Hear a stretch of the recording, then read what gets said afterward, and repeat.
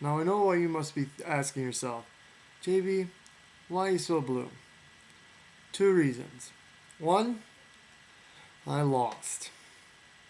My team was predicted to win, and half of them didn't show up. Can't win when that happens. So congratulations, Service Arrows. You say I never give you enough praise, and now here you are, number one, with scoring less points than Big Ben, who is 1-4. And that's the other thing I'm really kind of blue about. Big Ben finally getting a win and going 1-4. But hey, the Lions got a win too, so maybe your season will reflect the Lions. We're going to keep track of that because that does sound about right. I mean, Lions did blow out the Rams, and you did blow out the Mastodons. So, maybe you really are the Detroit Lions of this league. So, week 5 in the NFL. A lot of movers and shakers, but pretty disappointing for the Packers, huh? Possibly losing Aaron Rodgers this week. Lost Donald Lee for a couple weeks. You lost Jermichael Finley for what looks like the rest of the season.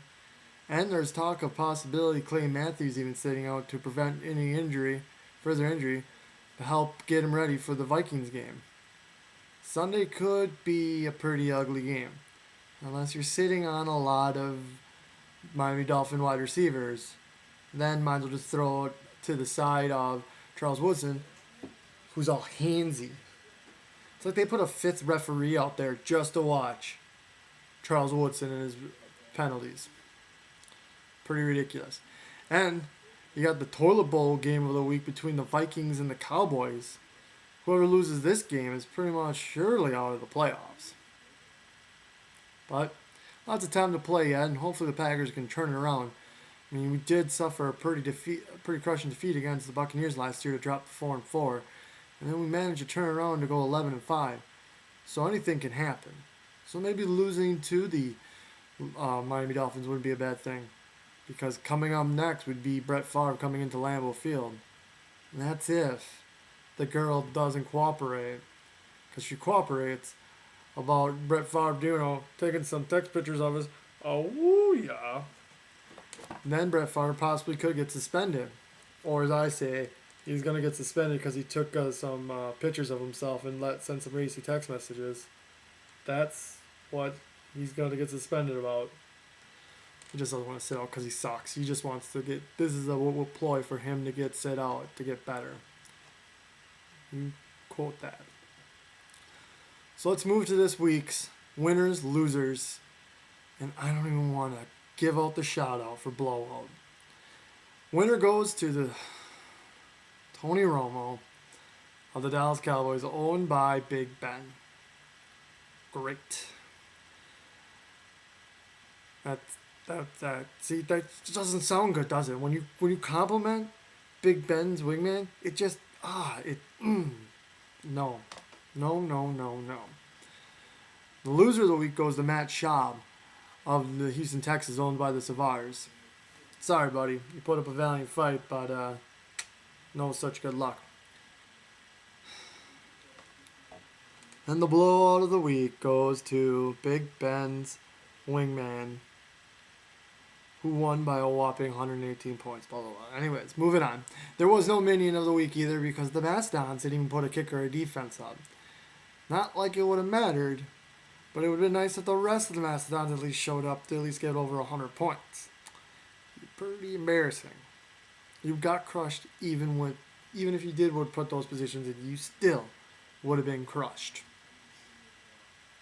So, I tally some votes that I have a horrible week. I had a 2-4 week. The big winners were Raminar and Big Ben, who were 4-2. But I'm not the big loser. The big loser goes to Cyclone, who was 0-6. Yup, 6 matches. Predicted everyone wrong. How awesome is that? So now, going to our total records for the year. The Mastodons pull ahead at a 7-4. Raminar and I go at 6-6. Big Ben at 4-2. You get in the Bulls 3-3. Savares are 3-4. Well, Cyclone, after having an awesome 0-6 days, dropped to 2-10.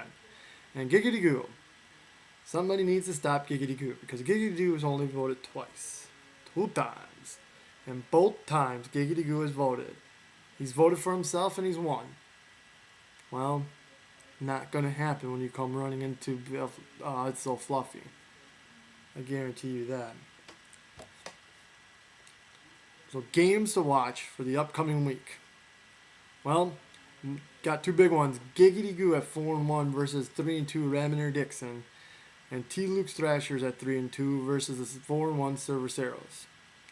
If you get two upsets there, you're looking at the 4 of the league being at 4-2.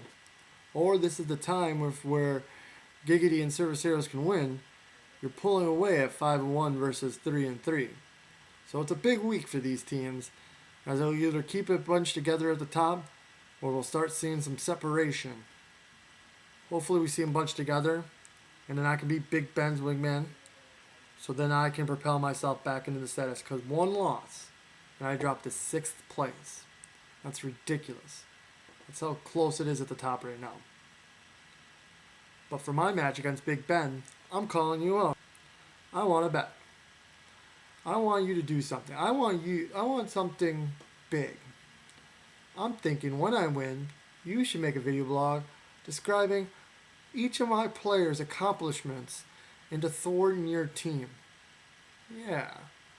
And if I lose, I'm going to throw up the quotations. If I'll break down how each one of your players is far superior than mine and my beating. But remember, quote unquote.